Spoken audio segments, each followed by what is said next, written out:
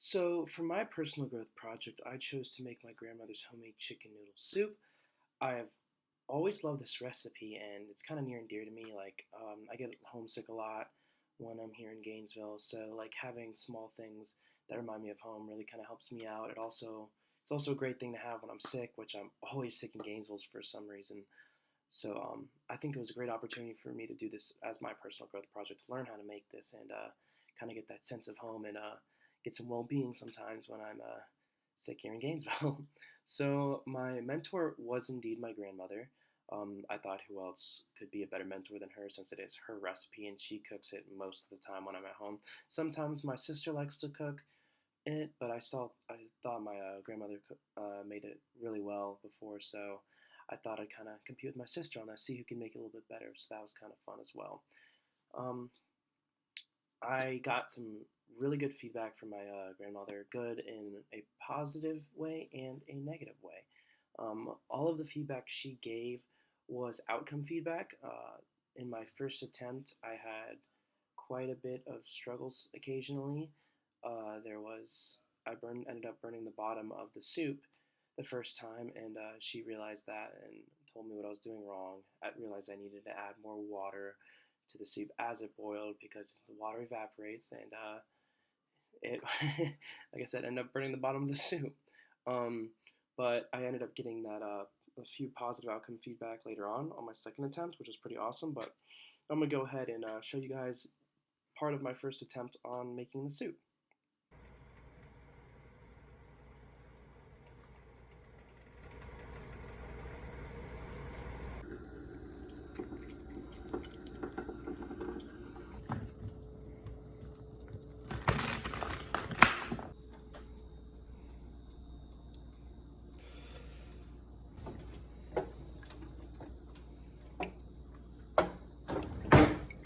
So, some topics that helped me through the project that we learned in class was, first of all, listening. During this project, I felt that it was important to be an extremely good listener. I wanted to use my 360-degree listening. I wanted to completely focus on what my grandmother was saying when she was talking to me, giving me instructions on how to cook the soup, kind of internalize it, and then remember like what she said and then put those skills into action. Um, I didn't do so great of a job my first time, like I said, but second time I think some things. I think the soup was pretty great. So the second topic I would say that helped me through this project was learning about feedback.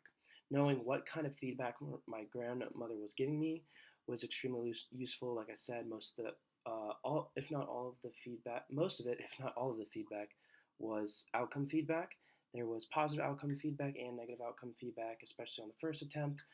Um, but it was pretty awesome to just realize, like, okay, how can I use this to my advantage and how can I progress forward with the project? The third topic that really helped me through this project would be resilience. Through most of the time when I've cooked before, I kind of would give up a little bit, and it was really hard for me to continue cooking when something didn't turn out well. I try to maintain that positivity and be confident in my abilities, and realize that even after I screwed it up a little bit the first time, that I could accomplish this still and push past my failure on the first attempt by learning from that and moving forward on my second attempt. I feel like this would also be a great time to talk about the fourth topic that helped me out. In resilience, you also need a growth mindset. And so, learning about mindset this semester definitely helped me through the personal growth project. I'm trying to maintain having that growth mindset, and like I said before, a lot of times when I've tried cooking, it has not gone well, and I kind of get down on myself. And in that aspect, I would definitely say I used to have a fixed mindset. So, learning what I can to do, what I can do to accomplish obtaining that growth mindset, moving forward, treating myself like a friend, and being confident in my abilities, as well as being okay with failure, is was pretty cool, and definitely helped me throughout this project and just cooking in general, which is pretty awesome. Lastly, another topic that we covered that helped me through this project, and the final topic that helped me would be followership. So, I would definitely consider my grandmother a leader of this project. She's the one who created the recipe. She's the one who has to teach it to me. So in that aspect, I definitely considered her a leader. It was pretty awesome to learn from her. I wanted to be an exemplary follower, so I wouldn't say I was too critical about anything. Like I said, she's the one with the recipe. I had to learn it. I had to recreate it. But so I think that kind of helped me throughout the project, learning how to be a good follower and just take after her was pretty cool. I kind of just followed her exact directions except for adding more water on the first attempt. Um, on the second attempt, I was a little bit critical. Like I kind of realized some time changes need to be made in order to fix the soup, in order to make sure that everything was cooked properly or wasn't overcooked or undercooked. I edited a little bit of the times when tossing in the egg noodles or maybe like pulling it off the burner sometimes. Overall, I think that's part of the reason it turned out so great the second time. Is like I took everything that she said, and I was active yet a little bit critical, like saying like, how can I make this slightly better? What are some areas of the soup where I think like this needs to change just a little bit? So I think learning about followership and how to be an exemplary follower really helped me. And I believe this would be a great time to show some of my second attempt. Things were a little bit smoother, but I also ended up burning myself a little bit on the soup when I was filming, so I might throw that clip in there a little bit. Round two.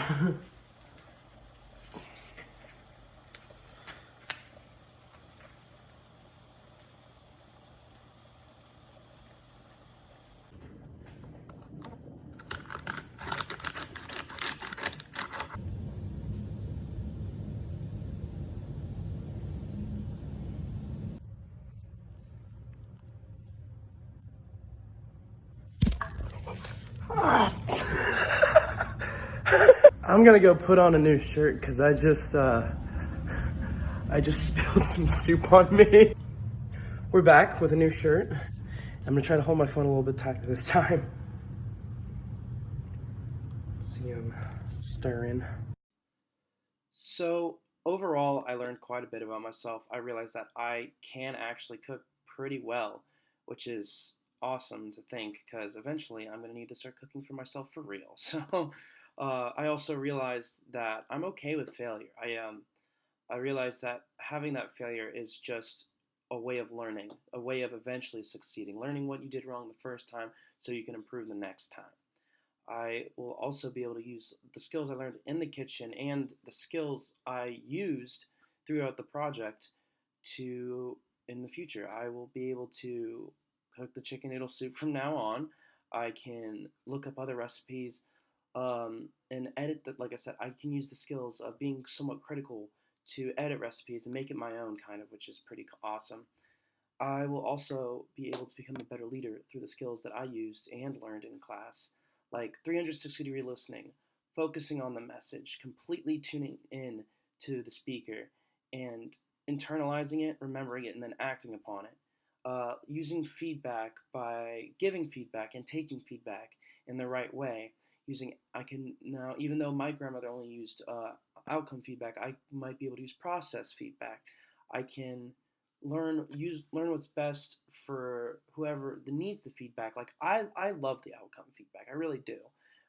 Like I said, now I'm not afraid of failure, especially on that first suit. Using a growth mindset, I can employ my own growth mindset by like I said, being okay with failure. It's okay to fail, being confident in myself, and realizing that I can accomplish these things and that my team can accomplish these things, and then maybe instilling growth mindsets in others. Just having that experience and having one-on-one conversations with people to realize that I've been in your shoes. It's okay to fail. I've also learned a lot about followership and how to be a good follower, what it takes to be a good follower.